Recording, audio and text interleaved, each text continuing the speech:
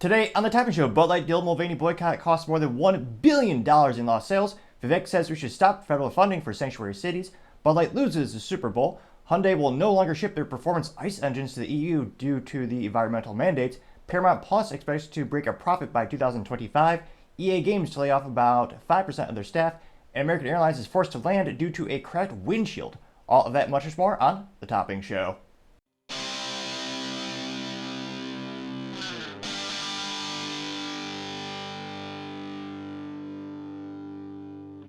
Thank you everyone for taking the time to tune in today. Today's episode of Topping Show is proudly sponsored by Topping Technologies. Topping Technologies is an IT value-added reseller and services company with a special proficiency in IT security. Heck, I see their founder at least twice a day. Gotta say he's quite handsome and brilliant. He's me, you see, that's a joke. If you're an IT leader or a business owner, you can reach the team at sales@toppingtechnologies.com. Also trying to get to 4,000 subscribers by the end of the month, so if you could click that button, I would greatly appreciate it. Now, going over to the business part of the podcast, you have Paramount Plus expecting to make a profit by 2025, which, yeah, that's quite some time. And these companies, for the most part, are still bleeding money profusely when it comes to streaming services. Now, truth be told, I'm trying to think of what Paramount Plus, what's the compelling reason to purchase that streaming platform or get a subscription to it? I'm sure they have a couple interesting things. Truth be told, I'm definitely not their target demographic based on my lifestyle. Now, this actually comes to us thanks to Jay Perez over at LinkedIn, and they say, quote, Paramount reported a mixed bag of its fourth quarter earnings, added a better than expected 4.1 million Paramount Plus subscribers, and kept shrinking its streaming losses, but revenue, of course, still disappointed. Well, granted, I inserted the word of course. They noted their linear and ad revenue tumbled a steeper than expected 15% year over year, which, again, that's not great since, again, ads are another way to supplement your income when you have a media company. Hence, sponsored by Topping Technologies, the best IT company bar none. Granted, I'm perhaps a little bit biased. Now, they say that the media giant is still trying to strike an upbeat tone. It expects Paramount Plus to become profitable by next year amid ongoing mergers and acquisitions rumblings. Talks of a merger with Warner Bros. Discovery have stalled earlier this month. And then Paramount has reportedly discussed a streaming partnership with Comcast Peacock, which I think is only known for The Office. Which, again, a lot of media companies, it's like a crapshoot or a glorified gambling addiction. Most of the TV shows and most of the media will fail epically. Look at Fox. I mean, Fox had basically 3 hits in my lifetime. They had Simpsons, That 70s Show, and Family Guy. Besides that, name one other Fox TV show that was successful long term. But it's one of those things where, just like venture capital, very similar to, in fact, you only have to have 1 or 2 wins to really have a successful media company. So if they were to get a partnership going with Comcast Peacock, that would increase the amount of content to the end users, give more of a compelling reason to buy. And I think we're going to see a lot more consolidation, especially when it comes to streaming platforms, because, again, individually, there might be 1 or 2 really good shows that a platform has exclusivity rights to, either because they have a long-term licensing agreement with, or because they actually developed the intellectual property themselves. So having a little consolidation, I think we're going to see that more and more because, again, with the exception of The Office, which, again, that streamed years ago. I know that's extremely popular. People love the memes or the memes that go out with it. But I can't think of another compelling reason to get Peacock for that streaming platform. So I think that's not inconceivable to have that merge into it. And yeah, most of these companies are still bleeding money. I believe HBO made everyone's eyes light up when they actually made a profit before Paramount Plus, which is perhaps because they had less overhead and they have maybe some better shows on the platform. But not too surprised. Let me know if you actually think Paramount Plus will make a profit by 2025. Again, I was surprised they're actually increasing their number of streamers. But again, we also have one of the most annoyingly unpredictable, unknown economies in years. Not just because of politics, but also because of global geopolitical issues, as well as the traditional, not only just traditional inflation, or not traditional 40-year hyperinflation, but you also have the presidential election, which no matter who's running it, always stalls a lot of business initiatives. But thanks to hyperinflation, they have to have an increased interest rate. So businesses, the cost of capital is increased exponentially. So a lot of companies and people are starting to pull back on their investments, and then with people, with their purchases. Especially for crap or, interesting things you don't need in life. Paramount Plus, nobody needs that. I mean, shoot, if you go to the library, books are free. Well, granted, your taxes pay for it already. So in a way, it's kind of free to you if you No, it's not. It costs you a lot less, is what I'm saying, when it comes to Paramount Plus. And granted, you're forced to pay taxes, so it's one of those things where, yeah, it's more value added to get a book than Paramount Plus. No one's forcing you to buy Paramount Plus yet. All right. But let me know, would you ever buy Paramount Plus, or do you think they'll just kind of flutter? They'll never go out of existence. They have enough of a platform, and they have enough of the subscribers where, it's getting revenue, it's got a profit going, or it'll be soon. But as always, let me know. It'll be fascinating to hear what you have to say. Other interesting business news, you have EA Games to lay off 5% of their staff, which is not too surprising considering pretty much every tech company, especially, is laying off staff these days due to, again, the myriad of uncertainties in the economy, the political sphere, as well as shifting consumer preferences, and video games being something that I would argue is more difficult to sell during hard times. No one needs a video game. There's nothing wrong with a good old Nintendo 64 in your closet. Dust it off. You have some of the best games on the planet on that thing. I mean, shoot, who doesn't like a good old-fashioned game of GoldenEye or Super Smash Bros? But that's just me. And also, there's no microtransactions on cartridges. You just slap the cartridge in, which, dear God, I might be aging myself. You see, if you're a little bit younger and tuning in, before you had these video game systems connected to the internet, and you had to download a game, which I would argue is not good because you don't own the game, can't resell it. We used to use CDs and disc, which was good because you actually owned that, and you could resell it to a friend. Before that, before the compact disc was utilized, we had these things called cartridges, where it's a physical circuit board. You slap that sucker into the system. Sometimes you'd have to blow on it, and sometimes you have to do a little Q-tip with rubbing alcohol, talk about old world problems, but you never had to wait for a system update. You never had to worry about microtransactions. You paid that $60, and that game was yours. And it loaded in darn near instantaneously. But nevertheless, times have changed. I know some people enjoy spending a couple $100s on DLC so they can get ahead quicker in life. Now, going back to the actual article by Melissa Cantor over on LinkedIn News, they note that EA, which they note this is a famous maker of Apex Legends, which shows how outdated I am. That's when I think of EA. I mean, I think of business documentaries around Electronic Arts, which is the original, the full name of the company, and I think of how, they actually, ironically, they founded the company because they wanted to treat developers better than the competition, and they truly believed it was an art form to be preserved and appreciated and to put out the best forms of art for the consumers. And now, unfortunately, like many video games, it's just a microtransaction machine. But hard to beat good old, was it, Need for Speed, Hot Pursuit 2 on the PlayStation 2, which, fun business fact, the most successful selling system video game console in history is the PlayStation 2. Fun fact of the day. Now, they also know that they're the makers of Sims, which that's probably one of the most popular simulation games ever made, pun moderately intended. And they're laying off 5% of their workers, an estimated 670 people.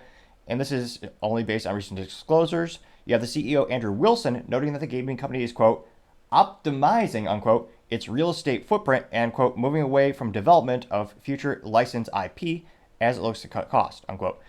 They also note that gaming levels have dropped following the pandemic boom, and data released last month by Game Developers Conference indicate 1/3 of game developers were affected by layoffs in 2023. Now, this isn't all too surprising because, again, we also had Sony. They did layoffs in their video game division. You also had their rivals, which would be Activision Blizzard. They had layoffs, and then Riot Games also had layoffs. So it's definitely not unique to EA. And granted, it's just 5% of the company, so they'll still be around. There will always be someone willing to pay microtransactions to play their games, apparently. But it'll be interesting to see. There's so many rumors about, maybe Microsoft will stop selling a system altogether. Maybe there'll be a whole evolution. Mobile gaming is always exploding. The convenience is bar none because most people have smartphones strapped onto them 24/7. So it'll be interesting to see as they try to diversify the portfolio, maybe with more future gaming and mobile gaming. But yeah, I don't suspect they'll change their business practice. I don't think they're going to stop doing microtransactions. Because one of those instances where everyone complains about them and everyone says, oh yeah, I paid $60 for an incomplete game. You have to wait for updates and all that crap. Which, again, you don't need an update for a cartridge. That's all I'm saying. But it's one of those things where everyone complains about it, but people still pay it. So the video game industry isn't going to change their business model until the consumers actually push back on it or boycott it for some other type of solutions. But it is, of course, not great news. It's sad that they're losing their jobs. Hopefully they're able to find gainful employment at one of the competitors because, again, as a wise man once said, perhaps, there's always some businesses growing. You just have to know where and when they are. Because no matter what the economy is, there's always some industry out there that's growing. Just got to find it somehow, some way. Now, going over to the Culture Pod podcast, you have Bud Light losing the Super Bowl. The sales are flatter than their beer. Now, this was on the X Twitter. Actually noted a couple people posted it. One in particular, I first saw it from Clay Travis, and he said, quote, Bud Light's big ad spend for the Super Bowl didn't work. Brand is still down 30% over last year, and the boycott also hit Budweiser in a big way too. The only way this brand ever recovers is with a direct apology for using, quote, chicks, unquote, with dicks, unquote. A little awkward, a quote within a quote, but nevertheless, it also accompanies by a nice graph. And graph says, super slump, changed from a year ago in U.S. case volumes for 2 weeks ending February 17th.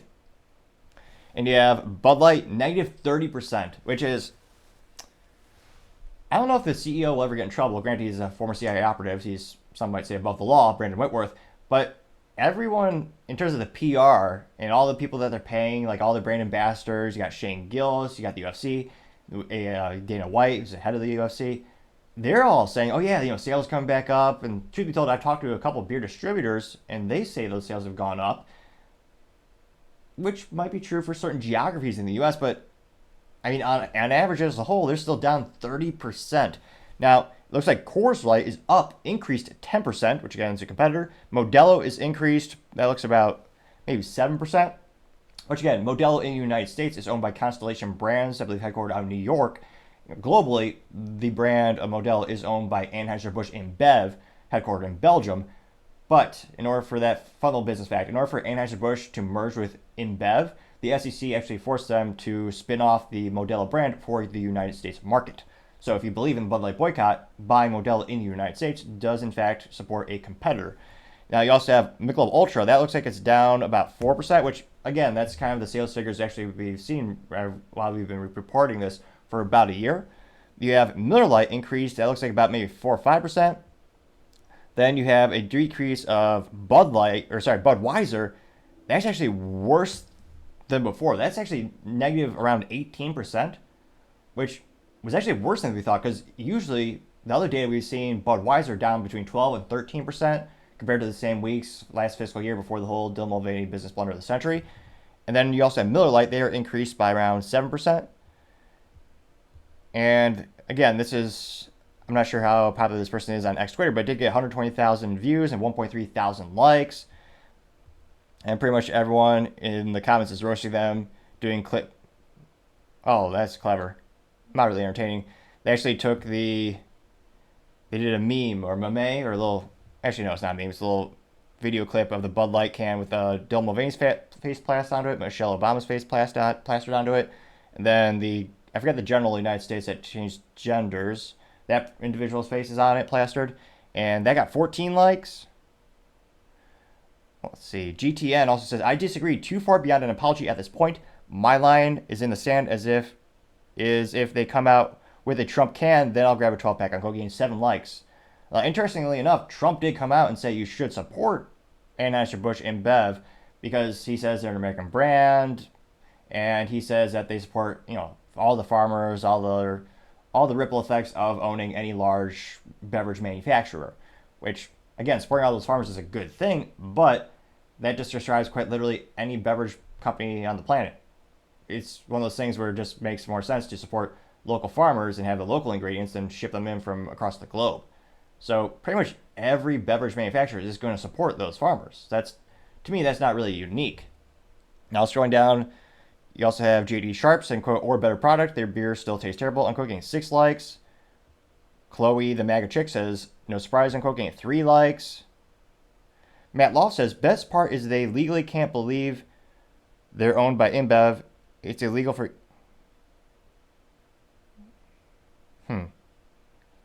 Let me reread this quote because it sounds grammatically awkward. So again, Matt Loft says, best part is they legally can't because they're owned by InBev, and it's illegal for EU companies to come out and say women are women and men are men. Unquote, getting 4 likes. I'm not sure that is a law. In Canada, it is a legal offense if you are to quote unquote dead name or quote unquote misgender someone or you use the quote unquote wrong pronouns. People are actually fined and in some cases jailed and kids taken away in Canada if you don't follow those laws. Again, a friendly reminder, there are very, very few places in the world that have true free speech in the Constitution. Thank God the United States is one of those few freedom-loving places. Let's see. 8 Bartme says, quote, finally, yes, that's it. Fully throated apology and commitment to never do it again. They won't. AB is scared out of their wits from extortion from the alphabet people. They did it to themselves, unquote, getting 10 likes. Which, fascinatingly enough, scrolling down more and more, not a lot of contrarian statements. Mostly everyone just roasting Bud Light. And, yeah, it's one of those instances where, again, they're spending all the money in the world, but as we said on the show, we're not too surprised the sales aren't going up because we never addressed the elephant in the room or the Dylan Mulvaney in the room or the donkey in the room. And they're just spending money hiring people who will say anything for money. So it really doesn't, I guess you're winning one or two people back in terms of like people are fans and enthusiasts of sports balls, athletes, and celebrities who will do anything they say or endorse. But yeah, the most important day of the year for an alcohol company, especially for a beer company, is the Super Bowl. It's the Super Bowl of their sales. I can't help but think maybe 2% of the people who tune into the Super Bowl enjoy it without being wholly inebriated by alcohol. That sounds about right. I mean, you turn into the sports balls game. I mean, all those parties have copious amounts of cheap beer. More often than not, it was Bud Light in the past. And yeah, after almost a year of them telling us, oh yeah, we the sales are coming around. Don't believe what you hear online. Yeah. Well, apparently those words were bullocks, as the Brits might say. Turns out their sales were not increasing at all, so I'm not too surprised that the Super Bowl did not save them no matter how much they spent. And they spent millions upon millions of dollars on additional personalities, the Super Bowl ads, which were boring as all hell, but they still paid for them. So not too surprised. Are you surprised they actually didn't do good on the Super Bowl? And in truth, I would say they're probably the party that lost the Super Bowl. Will they win next year? I would say the odds are still not good. Other interesting cultural news, you have Bud Light Dylan Mulvaney boycott now costing them over $1 billion in lost sales. Now, this is not too surprising. They shot themselves in the foot, perhaps worse than Ron DeSantis' campaign when he shot himself in the foot, debatably with a 50 cal in the high-heeled boot. It was one of those things where, just like Bud Light years ago, loved, respected, everyone thought it was great, and then, yeah, terrible marketing campaign visually destroyed his odds of becoming a Republican nominee this time around, and the Bud Light brand has not been the same since they had the Dylan Mulvaney fiasco. Where again, they built perhaps the most negative ROI in history. They paid Dylan Mulvaney $185,000 for a couple pictures and a video and a custom can with Dylan Mulvaney's face plastered on it, celebrating 365 days of womanhood. Now, that can I feel like Harrison Ford, it belongs in a museum as the importance of knowing your customers, not alienating them, and being the biggest negative ROI in history, bar none. Now, this comes to us thanks to Hannah Zadley on CNN Business, and they note that Bud Light boycott likely cost Anheuser-Busch InBev over $1 billion in lost sales. Now, no spoiler alert, but it is quite more than that. Now, they say that the world's largest brewer may have lost as much as $1.4 billion in lost sales because of the backlash of their partnership with transgender influencer to promote Bud Light beer. Let's see here. Now they say in North America, organic revenue, seen as a measure of operating performance, plunged $1.4 billion last year as beer sales by volumes tumbled in the region, primarily due to the decline in Bud Light sales in the U.S.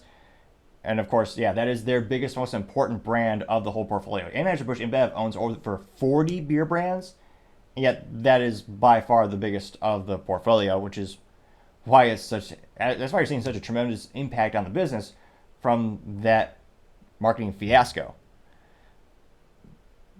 Now, the CEO says, oh yeah, between May and February, Bud Light recovered only 1.2% points of lost market share. So they went down 30, and they went up by 1.2. And this is according to the CEO, former CIA operative, Michael that's Michael Durkist. So he's Anheuser-Busch InBev. Let's see, he told investors on Thursday, the pace of the recovery is picking up, he says, but it's still only 0.1 to 0.2 percentage points every 3 to 4 weeks, which I guess will add up over decades. Now, they say that, quote, in the U.S., performance remains very underwhelming with revenue down at double-digit rates as the group lost market share, unquote. And it's according to Aaron Cherokee, an equity analyst at online investing platforms Hargreavens. Now, they also recently avoided a strike with their union members, which I was actually surprised they didn't just tell the union to, what's a nice way of saying go to hell, because of all the times to strike, now's the time the company really doesn't have much of a reason to care. I would argue because their sales are down so much, they don't need the heavy volume of people moving the product like they used to. Now, that being said, it still was beneficial that they avoided the strike because, again, that would cost them more money. But in terms of like negotiating and when's the best time to strike, when sales are at all-time lows, probably you don't have the biggest advantage, I would argue. So it'll be interesting to see if they ever try to fix this issue besides just spending money on random marketing stuff. Again, it's akin to a cliche bad relationship where a husband or wife cheats on their spouse. They come home with flowers or some type of worthless piece of carbon that some people call a diamond, and they say, oh yeah, here. But they never actually apologize, which, again, we've covered this for about a year. The number one comment in all of these, every time Bud Light posts anything on social media, it's usually roasted or ratioed, as the youth might say. And the number one consistent comment we see is, we want an apology. That's what they say. Now, granted, because of the extreme additional boycott they might get by the far left, also known as leftists, as this has devolved into a political issue, I suspect that would increase the boycott. But granted, how many people who are politically far left support and are angry that they didn't, quote unquote, stick with Dylan Mulvaney, which, again, they didn't say anything. They went radio silence for months. So the fact that they didn't, quote unquote, stick with Dylan Mulvaney had people on the left boycotting them as well. So you had people on the left who boycott the company. You had people in the middle who don't want to have a political conversation with just having a beer. They started to boycott as well. You had people who like the taste of beer, so they never bought it at all. And then you have people on the right who were more conservative, and this has become, again, a political issue in many ways. And they said, well, we don't think it's appropriate for a brand to pay someone $185,000 to pander this product to their audience, which is about, the average audience age for Dylan Mulvaney was 15 years old. Which, spoiler alert, in the United States, you can't legally sell them alcohol. You have to be 21 to buy alcohol in the United States. And, of course, their sales crashed around, $1.4 billion is perhaps the biggest business blunder in history. If I think of a marketing business blunder, because even Microsoft, one of the biggest issues ever in terms of technology recalls and business blunders, I mean, that has to be the Xbox 360, which due to a manufacturing, I actually argue due to government intervention where they had certain mandates for the it eludes me at the moment, but there's certain, not adhesive, the coolant cream. This is smart. My team knows how to do this on the tech company. We mostly do software services. But the actual CPU coolant, or GPU in that case, they took the quote-unquote hazardous materials out, so they had to use an inferior coolant, and they caused the Xbox to overheat. That cost them over $1 billion to have the Xbox 360s recalled and properly fixed. And this is $1.4 billion. And both very interesting, similar situations. You both had people who are very passionate about the product prior to the controversy. And Microsoft, they lost a lot of their customers because of that. And they switched over to one of the main competitors, being Nintendo and PlayStation. I believe at the time it was PlayStation 3. Now, they say that the shares of the company, let's pull up the stock. Because the stock has partially recovered. Bill Gates buying about $100 million didn't hurt. That actually helped quite a bit. But if you go to their stock price, it wasn't eviscerated as some might think. Let's see here. So, Anheuser-Busch stock. Which, perhaps the silver lining of this situation is, think of how many Americans can now properly spell Anheuser-Busch thanks to this controversy and all the news about it. I mean, prior to this, I don't think most people could spell it. I mean, it's not that hard of a word, but it is unusual. Let's see here. InBev stock. So they're currently $60.21 per share. Granted, by the time this video is actually edited and uploaded and rendered, it'll change. But go to the 1-year trend or 5-year trend. Go to last year, April 1st, which again, perhaps a little irony or just funny coincidence. They started that campaign with Dylan Mulvaney on April 1st. A lot of people thought it was a joke because it's such an outlier in behavior for the traditional marketing methodologies.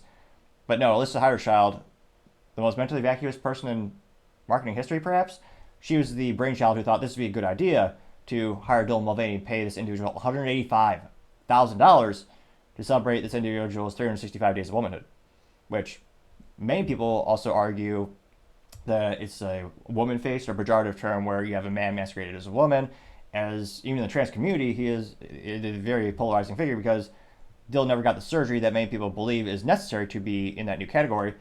So there's a controversy in and of itself. And Dylan pranced through the woods wearing high heels, insinuating that that's what women do. Now, I did call my mom and my sister, and I asked them, hey, do women just go out into the forest and dance around in high heels? And of course, they laughed and said, no, why are you asking me this? I'm like, I just had to check. You never know. I mean, I did, but I thought it was funny to ask. But nevertheless, now, when that controversy happened, it was $66.73 per share. So, going to the 1 year trend, the stock is still down around 9.77%. So it's not at an all-time low. I think the all-time low from the controversy, it went down around 18.17% and started to recover October 27th, 2023, which was when a lot of people started to buy the stock. A lot of, what's a nice way of saying, not climate activists, but activist investors, or people who wanted to invest in it because they believed in what they were doing. And you have Bill Gates, his putting in about $100 million.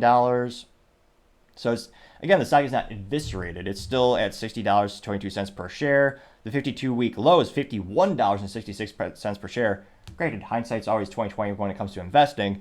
And truth be told, I don't give financial advice. I would argue the best gamble in life is just gambling yourself. Learn a new trade, skill, or start a business. A lot of risk, but could be a lot of reward and ridiculously satisfying as well. So about 1 year in review, about $1.4 billion in lost sales. The stock is down around 10%, which again is not terrible, but considering the lifetime of the stock, they should be doing a lot better. Now, lifetime, you do a 5 year trend, you expand that a little bit more. The lifetime, or not lifetime, the 5 year trend, they're still down negative 26.5%. So there are still some bigger issues. Their stock was dropping before that as well. But it'll be interesting to see. Let me know, will you ever buy in Bud Light? Because, again, they never addressed the elephant in the room. And to me, I think the main controversy, a lot of people think it's because of the LGBTQ sponsorships. Bud Light has been doing or sponsoring gay pride parades for about 30 years. And most people, I think, didn't see it as a point of contention when it comes to the specific boycott. Now, in the past 2 or 3 years, there have been a increase in the number of naked people at those types of parades, as well as children being there. So I think that is also part of the boycott. Even, of course, one of the lightning rod that brought the attention to the situation was, of course, Dylan Mulvaney. And I think a lot of people, anecdotally speaking, a lot of people I know who are participating in the boycott are not doing it because Dylan's average audience age was 15 years old, which, again, is a child, which cannot legally purchase your product. Now, a lot of people I know are actually starting to wake up to the fact that they are no longer, again, debate in and of itself, they're not locally owned. Someone would argue they're not an American company because the global headquarters is in Belgium, where they make great waffles and rifles, incidentally enough. But that's another age-old debate as well. Are they truly an American company? They employ, thousands of Americans. They have a physical office here. They have facilities. But the profits do go back and is a publicly traded company that global headquarters is over in Belgium. So that's a debate in and of itself. And there are a lot of competitors who would have not sponsored a polarizing figure like Dylan Mulvaney. Now, interestingly enough, those other competitors have supported gay pride parades as well, which, seeing the sales go to those competitors, kind of fuels my theory, rather, that I don't think that is the main point of contention for this particular boycott. Because again, Miller Lite and Coors Light, they have sponsored gay pride parades as well, but their sales went up because of the Bud Light boycott. Now, incidentally enough, I like to support family-owned businesses, so when my IT company has a little event that we're getting together, we're going to have some prospective clients there. When I have to go out and I have the decision to buy beer, because I know people like beer, I actually go out and buy Yangling. And one of the main reasons I buy that is because they're still family-owned, and we're actually also the oldest brewery in the United States. So two extremely unusual and rare feats to achieve in businesses, still family-owned, so actually after multiple generations, and it's the oldest one in existence, still privately owned by the family. And to me, I always like to support local, and if I can't support local, support something that is family-owned. So to me, that's kind of my 3 cents on where I choose to invest or spend my capital on the rare occasions where I do go out and I purchase beer. But a lot of people are starting to realize that Yangling they're increasing exponentially in their popularity and sales, partially because of this boycott. So it's an instance where there are a myriad of reasons as to why this is perhaps the business blunder of the century. But it'll be interesting to see. Again, I'm not a gambling man. I guess I could debate I am, since I invested myself in start companies, but I'm not a Las Vegas gambling man, and I don't place bets on that stuff. But if I were, I can't help but think the odds are Bud Light, Brendan Whitworth, who's the CEO of Anheuser-Busch, local CEO, he's never going to come out and apologize, I don't think, because again, that would spark more controversy and they'd have some boycotts from the far left, as this has become a political issue. But let me know in the comments, would you ever buy a Bud Light again? I mean, the sales is showing that the customers are barely returning. I mean, what was it, 0.1 to 0.2%? I mean, that's negligible, and the competition is fierce. A lot of people view beer as somewhat of a commodity. It's a very much a price point aggressive thing. So let me know. I'd be fascinated here, as always, what you have to say. Going over to the political part podcast, you have Hyundai no longer to ship to their performance vehicles due to the European Union mandates. Yet another reason where you might not be very interested in politics, but politics is very much interested in you. This is also a heartbreaker because, of course, internal combustion engines are the only true way to actually drive a vehicle and have one with 3 pedals, also known as a manual transmission, also known as the only fun way to truly enjoy a vehicle. Well, at least for me. I would argue if you haven't tried it out, go out and buy one of those cars now before it's too late. And some people say it's a lot of work. It is, but I can't help but smile ear to ear when I do drive my little Honda Civic Si with a stick shift. Might not be much, but it makes me smile every time I shift. And to me, it's worth the price. Now, this is specifically to the Hyundai. They're killing all of their end gasoline performance vehicles in Europe. And type of a company that has come leaps and bounds in the past couple decades, Kia Hyundai has really, as the youth might say, is killing it, partially thanks to German engineering and executives who they actually moved away from Volkswagen and Porsche. They actually went from there and they started to work there. Spoiler alert, that's why a lot of the Kia Hyundais modern have increased their quality exponentially and also kind of look a little bit German on the interiors especially. And they've come leaps and bounds. They still have one of the best warranties in the automotive industry. And they still make some cool hot hatches with 3 pedals and a manual transmission and an ICE engine, as every car should be by default. But that's just me. Although, granted, I think you should be able to have the freedom to choose whatever you want in terms of, do you want an EV? Fine. Do you want hydrogen? Fine. Do you want an internal combustion? Fine. And yet, the government is destroying them left and right. This is actually the same reason why the iconic Volkswagen Golf GTI with a stick shift was killed in Europe. And truth be told, we're not getting it either. It is dead completely. One of the best hot hatches in history, killed because of government intervention and government mandates. So they want to destroy the automotive community, destroy your option to drive that vehicle. Interestingly enough, over in China, they're building 10 to 20 more coal plants this year. They're ramping up production exponentially of their energy because, again, cheap energy is the key to fueling a society and growing a society.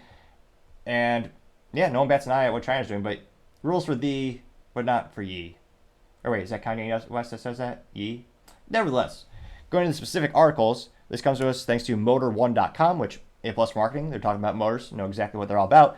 And the writer is Adrian Pantinau, and he says, quote, pour out one for Hyundai's gasoline fun cars in Europe. In a statement made to Motor 1 Deutschland, a spokesman for the company's German division confirmed the production of N models that feed gasoline on the old continent will end during the first half of 2024. It affects the i20N, the i30N, and the lesser known i30N Fastback, all to be axed. And truth be told, they have some pretty cool styling too. And yet another reason to get out and vote appropriately.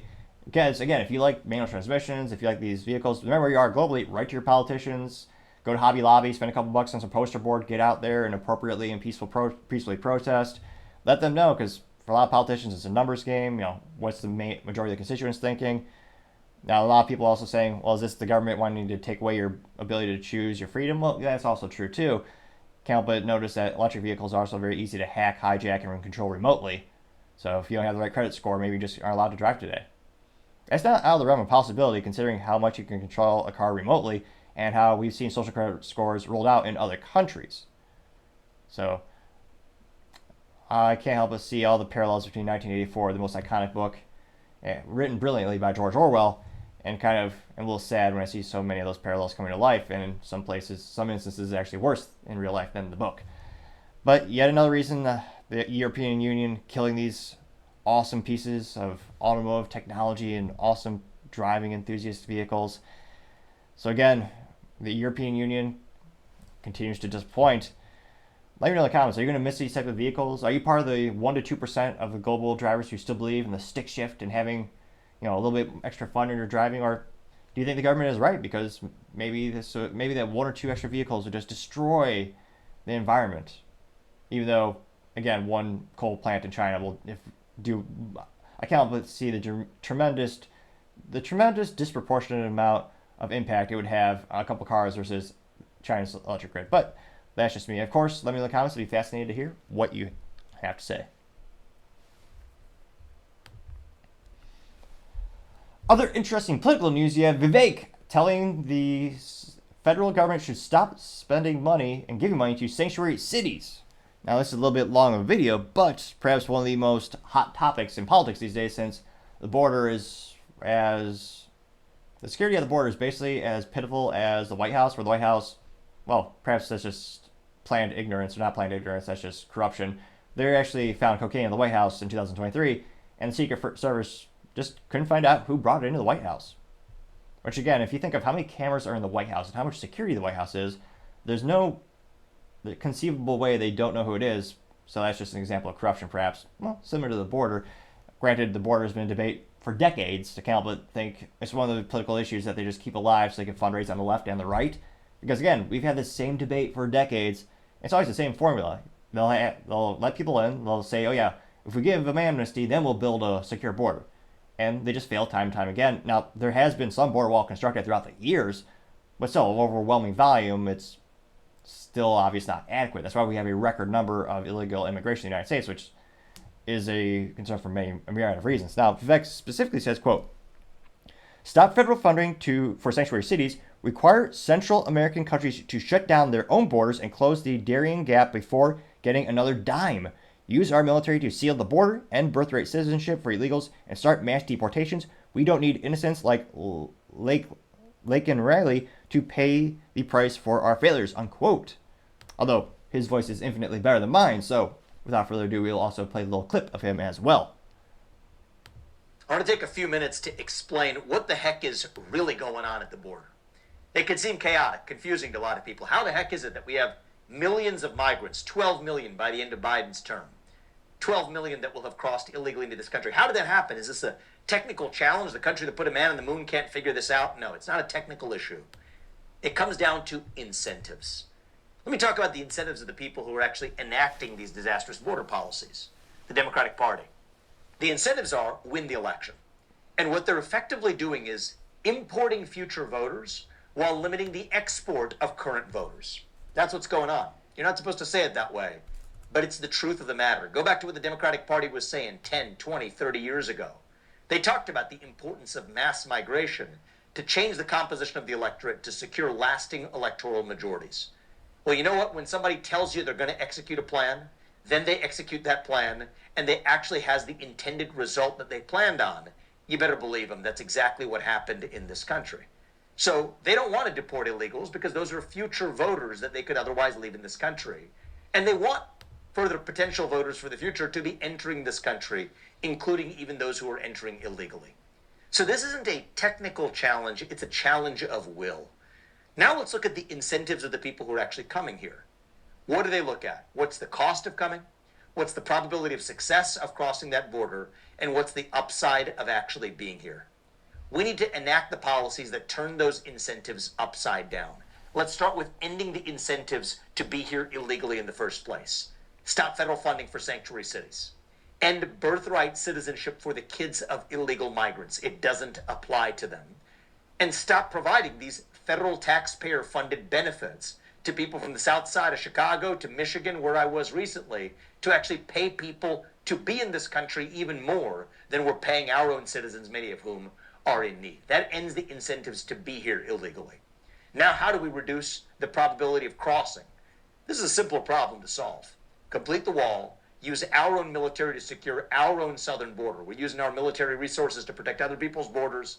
How about using our own military to protect our own border? Use aquatic barriers in the Rio Grande. I've visited the southern border. These aquatic barriers, they work. Texas is trying to use them. The federal government is stopping them from using them, not because they don't work, but because they do work. That's how you seal that border. And then you require those Central American countries to stop that northward flow of migrants in the first place.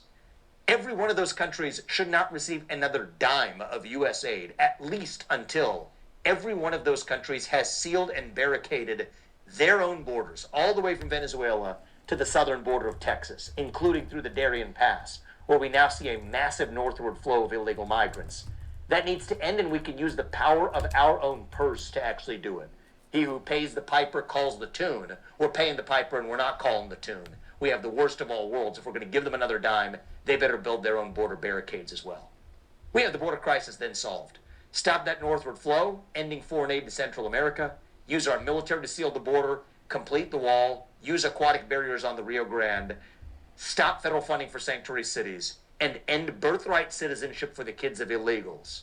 Combine that with the largest mass deportation in history. You know what? If we've had the largest illegal entry in history, we also need the largest mass deportation in history. That's not cruel, that's not racist, that's not inhumane, that's common sense. But that's what the headlines will all say. So I can't but think or suspect if Trump does win the election and he does enact these policies, granted, some say you shouldn't care what your opponents or your enemies say about you, but every news article will paint him in the worst possible light and call him, of course, heartless and cruel for moving people who are here illegally out of the country. It's also a major security concern in terms of we have no idea who these people are or where they're from. And spoiler alert, if you live under a rock, the United States has a lot of enemies. Use provisions of the law that we're not already using. 287G is a section of the law that, for some reason, Democrats have ignored. They say there's only 6,000 ICE agents. How could they possibly go after millions of illegals? Here's the answer. Actually use the existing laws that are already on the books. Oh, good old pop-up. Oh. Take a few minutes to... Oh, sorry about that.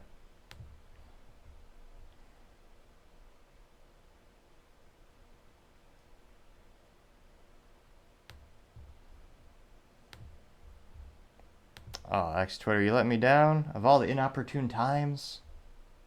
Minutes to...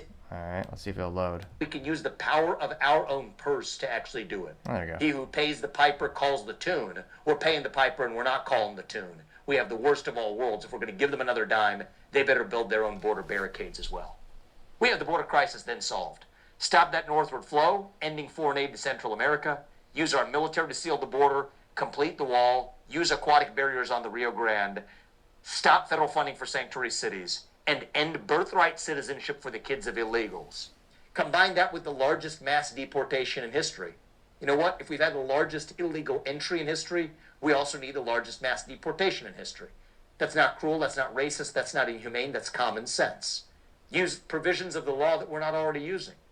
287G is a section of the law that, for some reason, Democrats have ignored. They say there's only 6,000 ICE agents. How could they possibly go after millions of illegals? Here's the answer. Actually use the existing laws that are already on the books. 287G allows the federal government, including ICE, to use local law enforcement to serve their warrants. That's over 1 million local law enforcement officials that can actually do it. We don't need new laws. The debate in Congress about the border bill that they're blaming Republicans for not passing, it wasn't a U.S. border bill. It was a Ukrainian border bill, first of all. That was literally the most expensive line item on that budget. I think it was 50 to 60 billion to go to Ukraine. And the budget, I think it was like 20 billion proposed for the quote-unquote southern border security. It was actually for processing resources. It wasn't actually to put a barrier or actually secure the border. But again, I can't help but see in politics, whenever they name a bill, usually it's the opposite effect. I mean, just like the Patriot Act. One of the most ironic names in history since it removed any semblance of privacy or rights that many Americans had. We barely have any left, or so it seems truth be told. And I would argue one of the most unpatriotic things ever passed. And second of all, we don't need those new laws. What we need is a new president who enforces the laws that are already on the books. Remain in Mexico is still the law of the land in the United States. Most Americans don't recognize that. It's that we have an executive branch that's failing to enforce it. And this is where I want to see our Republican Party level up. We can't fall for the traps that the other side has laid, getting into some legislative debate and saying, oh, we were the ones that didn't pass the law. No, get to the fact of the matter. Everything I've laid out here, that's something that the U.S. president and the executive branch is already empowered to do. We need a new president who actually uses the Article 2 power to execute the laws of the United States. That president is going to be Donald Trump. He's going to need the people around him, as I believe he will have this time around, to actually enforce that law effectively. And if we do, we don't have to be this crumbling nation with open borders that's in this state of Roman Empire style decline. No. We can still be a nation where no matter who you are or where you come from, if you come through the front door, you still can get ahead in this country with your own hard work and commitment and dedication. But that's only reserved for the people who do it the right way, not the criminals who come through the back door. Your first act of entering this country cannot break the law. That's what it means to stand for the rule of law. And it's no surprise that the people who do break the law to enter this country are among those who are breaking the law then further while they're in this country. We need to revive standing for the rule of law. That's not a black idea or a white idea. It's not a Democrat idea or even a Republican idea. It is an American ideal that our founding fathers enshrined in our Constitution. We are a nation of laws. That's what we've abandoned. That's what we're going to bring back. And I think that's how Donald Trump is going to win this November in a landslide by uniting Americans from cities to suburbs to rural communities across this country to restore that rule of law in the United States. And we have a very practical plan for how we can first begin by sealing that border. Well said, and one of the few politicians who actually has bullet points on how to get things done. Now, how many of those politicians in DC actually have the motivation or familiarity to actually do any of these things? Probably few and far in between, but I think this is going to be one of the most important political issues going to the election because so many people are affected negatively because of illegal immigration, and I think a lot of Americans are going to see, especially the disparity between how much resource allocation that illegal immigrants get versus United States citizens. I mean, famously in New York, they're getting $1,000, multi-$1,000 out in gift cards to them. They're getting 3 meals a day in a luxury hotel, and yet we have veterans who are homeless and starving. That doesn't. Where do you think our tax dollars should be going? Perhaps the oldest debate of all time, but perhaps I'm alone with this assessment. Maybe Vivek's gonna get ratioed in the comments. They'll all be all against him. Maybe probably not, but let's dive in the comments and find out. One of the first ones calls Paul Zazupa says, quote, sanctuary cities should have travel restrictions. Companies should be barred from delivering goods and services to them. These cities are like terrorist states. Our military should seal the border and then go through every city, state, and town and deport illegals. Unquote, getting 130 likes. Our favorite leftist, well, not really favorite, but I do follow them so we get a little bit of contrarian statements and we don't just have kind of a boring echo chamber or echo room. I forget what the trendy term is. But Luke Zaleski says, quote, Vivek was never a serious candidate. He was Trump 2016 Redux in disguise, a complete BS artist and media huckster. He has zero workable ideas. Dude is a collection of focus groups, targeted points, talking points, and salesman shtick created to paper over his anti-government pro-autocracy campaign, unquote. Granted, that was mentally vacuous, but 34 people did agree with Luke Zaleski and his statement. Now, it's hilarious. He says, Trump or Vivek was never a serious candidate, and yet Vivek, I would argue, is one of the most successful candidates for the Republican primary, given the resource and past that he had in terms of no political background, and yet I think he peaked around, 13 to 14% in the poll aggregator, which again, for someone with no political experience, is exceptionally good. We had Chris Christie running for Republican nominee. He peaked around 3 to 4% in the poll aggregators. So he did exponentially better than most politicians, which is really admirable, I would say. And he says he's a BS artist. I don't know if Vivek paints. I'm not a critique of most paintings or art. Granted, I would say modern art is mostly crap. If you just throw paint at a canvas, that takes no talent. That's trash to me. But I'm not sure. Is he an artist? That's a good question, Luke. I mean, he probably doesn't mean it that way, but fascinating to think about. Scrolling down, you have Farzan Al-Balkh saying, quote, agree, is a picture of Barack Obama, and he has a puppet, and the puppet is Biden, and it says, this puppet was never even close to becoming the master, unquote, getting 140 likes. Scrolling down here.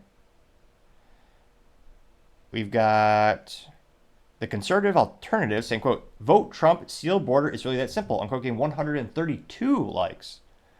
First words, though, not an A+ marketing because that was not the first comment.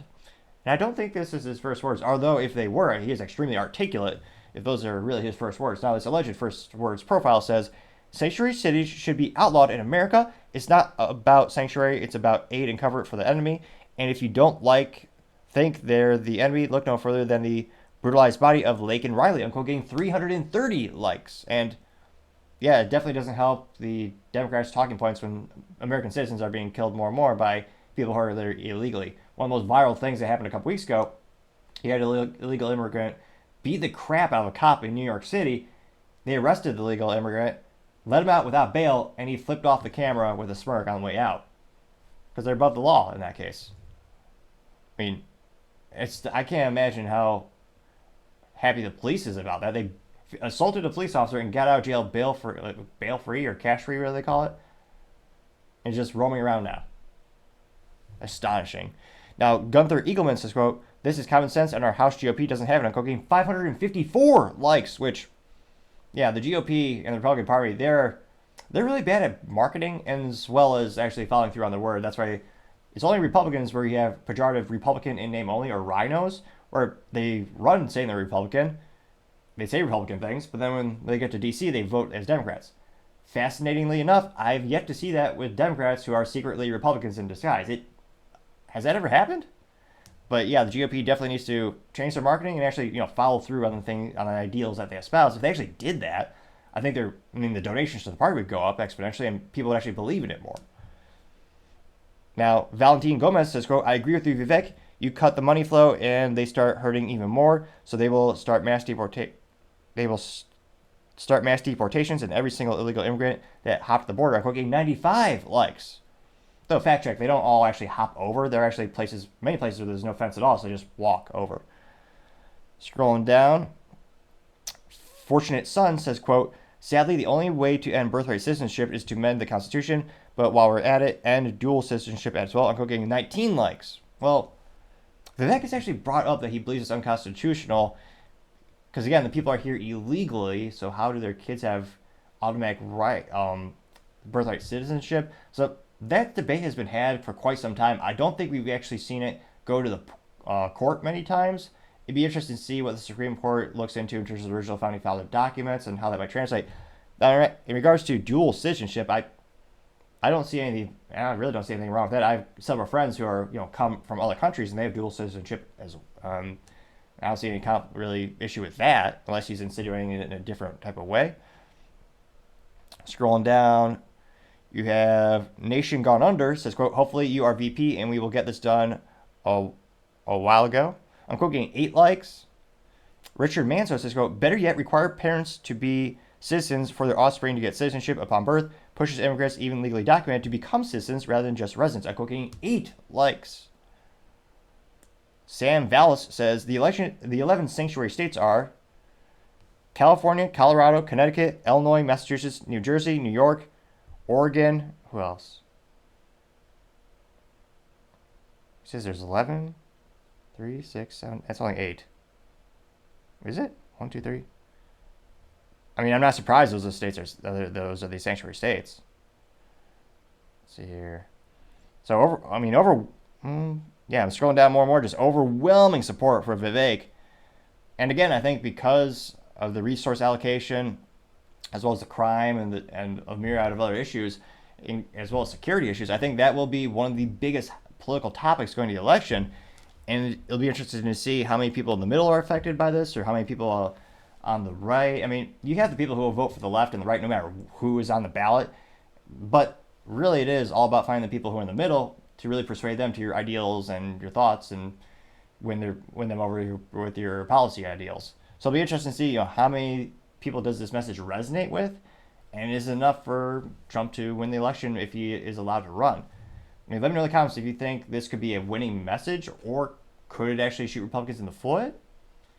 As always, be fascinated to hear what you have to say. Excuse me. Now going over to the business blunder of the day, you have American Airlines forced to land due to a cracked windshield. Now this comes to us thanks to Nick McKeltry over at the New York Times.